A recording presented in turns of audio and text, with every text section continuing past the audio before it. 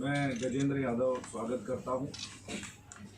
मैं अभी भारतीय जनता ओबीसी मोर्चा के राष्ट्रीय कोषाध्यक्ष के नाते काम देख रहा हूं।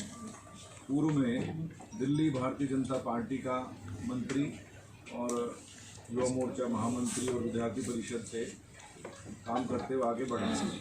हमारे जो आज मंच पर मंचासीन है, मैं उनका औपचारिक परिचय कराना चाहता हूं आप सभी से।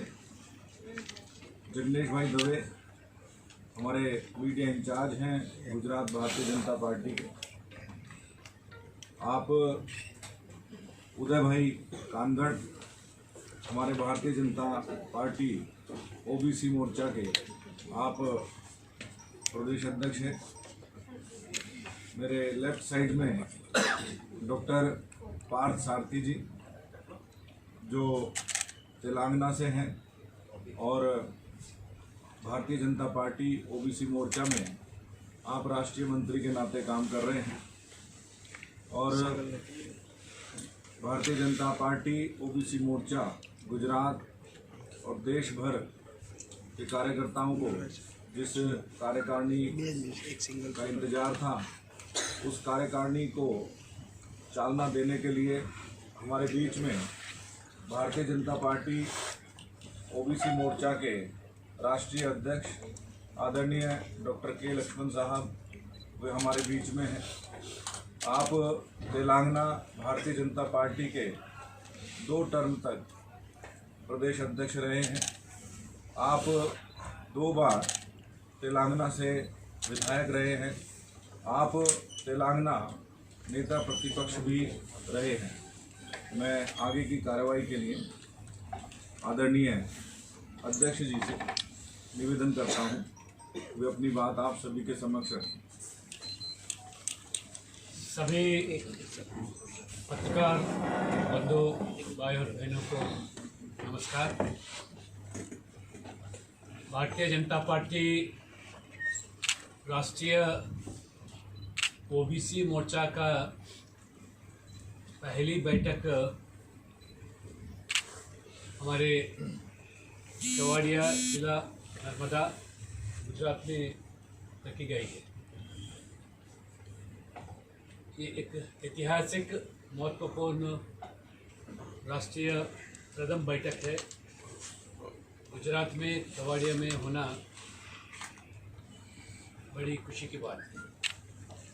केवड़िया एक जगह का नाम नहीं है, एक तीर्थ स्थान है। राष्ट्र की एकता का तीर्थ स्थान है, देशभक्त का तीर्थ स्थल है।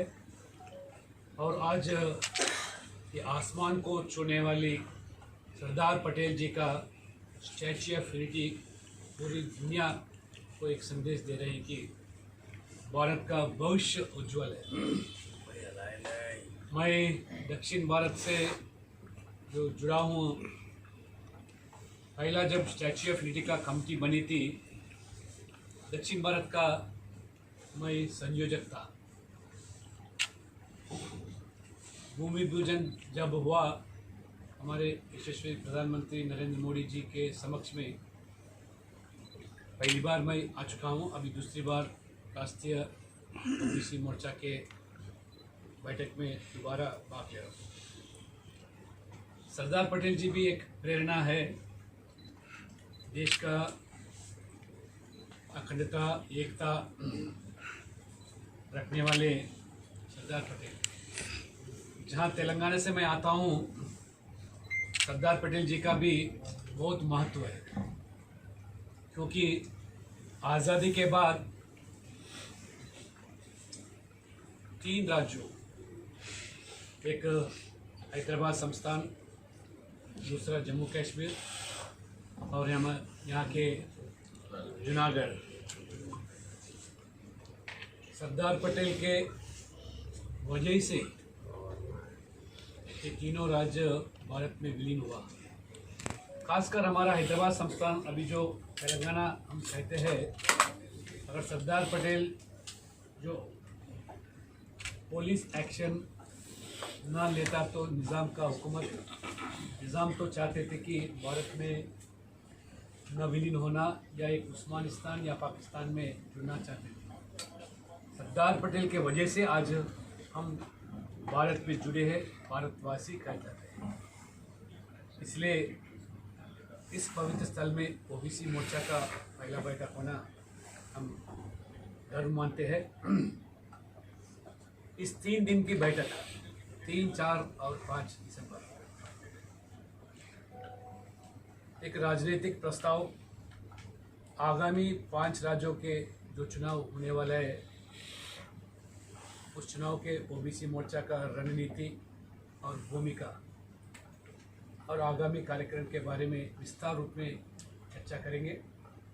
और 75 साल आज़ादी के ये हमारा जो पार्टी की ओर से और सरकार की ओर से आज़ादी अमृत महोत्सव जो मनाया जा रहा उस पर भी ओबीसी मोर्चा का दायित्व किस तरह रहना चाहिए। इसलिए भारतीय जनता पार्टी के ओबीसी मोर्चा एक प्रधान अंग बनकर 1 साल के अंदर पूरा देश भर में 28 राज्यों में ओबीसी मोर्चा का कमेटी गठन हुआ।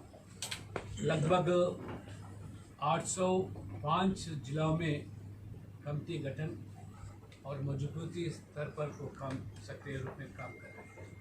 लगभग 10,000 के ऊपर मंडल में भी ओबीसी मोर्चा का आज विस्तार हुआ और मजबूत ओबीसी मोर्चा का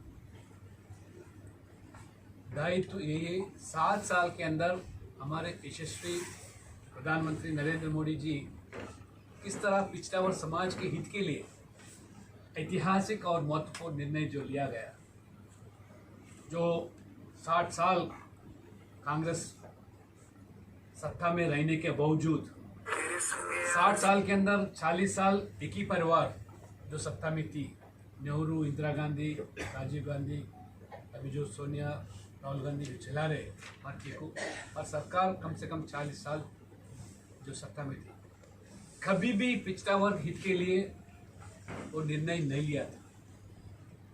नेहरू के ज़माने में भी जो पिछड़ा वर्ग उन्नति के लिए, कल्याण के लिए, आरक्षण के बारे में जो कमीशन बिठाया गया, काका कलेकर कमीशन, तो कमीशन का सिफारिश को भी लागू नहीं किया, कम से कम चर्चा तक भी नहीं किया नेहरू का ज़माने में। तब से लेकर दोबारा जब मंडल कमीशन बना, मंडल कमीशन भी गैर कांग्रेस के ज़माने, हम जनता पार्टी के अंदर भागीदार थे, बीजेपी, वाजपेयी जी और अद्वानी जी सरकार में भागीदार थे, तभी मंडल कमीशन का गठित हुआ। अचानक जनता पार्टी सरकार गिरने से वो मंडल कमीशन का भी दोबारा इंदिरा गांधी आने के बाद उसका जिक्र किया नहीं, चर्चा तक नहीं किया, सिफारिश भी अमल करने के लिए कभी तो उत्सुक नहीं थे, वो मन भी नहीं बनाया। जब मंडल कमीशन फिर दोबारा वीपी सिंह सरकार, जनता दल, तभी भी बीजेपी के समर्थन से जो सरकार बना था, तभी वो मंडल कमीशन का सिफारिश जो लागू किया। जब चर्चा आया पार्लियामेंट में, विरोधी दल नेता के नाते हमारे राजीव गांधी ने उसका विरोध किया था, प्रतिपक्ष के नेता के रूप में। इस तरह कांग्रेस का कभी रवैया नहीं थी कि पिछड़ा वर्ग समाज के हित के लिए, गरीबी के नाम पर, एक वोटर के नाते पिछड़ा वर्ग समाज को देखा, मगर कभी उनके कल्याण के बारे में सरकार कभी काम नहीं है। मगर 60 साल के अंदर हम यही तुलना करना चाहते हैं। आप 60 साल के अंदर सरकार में थे, अब 7 साल जो मोदी जी सरकार ने संवैधानिक दर्जा देना पिछड़ा वर्ग आयोग को लेकर, परसों नीट मेडिकल सीट्स के अंडर ग्रेजुएट और पोस्ट ग्रेजुएट में 27% आरक्षण देना, केंद्र में पहली बार आज़ादी के 75 साल के अंदर 27 ओबीसी समाज को भागीदार देके किस तरह पिछड़ा वर्ग समाज का सम्मान किया गया मोदी जी सरकार ने, मोदी जी ने। ये सामाजिक न्याय सूत्र को लेकर हम जो विश्वास करते हैं, सिद्धांत, अंत्योदय सिद्धांत, गरीब में अति गरीब जो है उसका कल्याण के लिए पहले सोचने वाली सरकार बीजेपी और हमारे मोदी जी सरकार। इस तरह 27% आरक्षण ठीक ढंग से अमल होने के लिए पहले जो दंतहीन कमीशन था, अब उसको मजबूत करके देश भर में सभी संस्थाओं में, विद्या संस्थाओं में और हमारे सरकार की नौकरियों में भी ये जो लागू किया जा रहा है। और पहली बार एक मछुआरों के लिए अलग मंत्रालय बनाया और पिछड़ा वर्ग समाज के अंदर भी जो 27% जो आरक्षण है उसमें भी छोटे छोटे जातियों को भी उसको लाभ मिल के प्रावधान आज जस्टिस रोहिणी कमीशन बिठाकर और वर्गीकरण के बारे में भी जो मोदी जी सरकार सोच रही है, ताकि देश भर में जितने लगभग 5000 जो जातियां हैं पिछड़ा वर्ग के, सभी लोगों को ये सरकार के माध्यम से जो भी योजना है, आरक्षण है, छोटे जातियों को मिलने के लिए ये वर्गीकरण का भी निर्णय मोदी जी सरकार ने किया। इस तरह आज नीट के अंदर हो या मंत्रिमंडल में शामिल हो और बैकलॉग पोस्ट जितने भी आज न बढ़ती हुए हज़ारों संख्या में मोदी जी सरकार अब आने के बाद पूरे विश्वविद्यालय में हो और सभी संस्थाओं में भर्ती करने के लिए भी आदेश दिया गया है। इस तरह पहली बार इस वर्ष में 27% आरक्षण केंद्रीय विद्यालयों में, विद्या संस्थाओं में, नवोदय पाठशाला में, सैनिक स्कूल में और नलसर यूनिवर्सिटी, इस तरह सभी विद्यालयों में भी पहली बार आरक्षण मिला है। पुराने जो भी सरकार थे, पार्टियां थे, जो हमारे क्षेत्रीय दल ठेकेदार समझते हैं पिछड़ा वर्ग के, चाहे एसपी हो, आरजेडी हो, कांग्रेस हो, वामपंथी हो, जो पार्लियामेंट में जब ये हमारा पिछड़ा वर्ग आयोग को संविधान दर्जा देने का बिल जब पारित किया गया था, ये सभी दलों ने भी विरोध किया।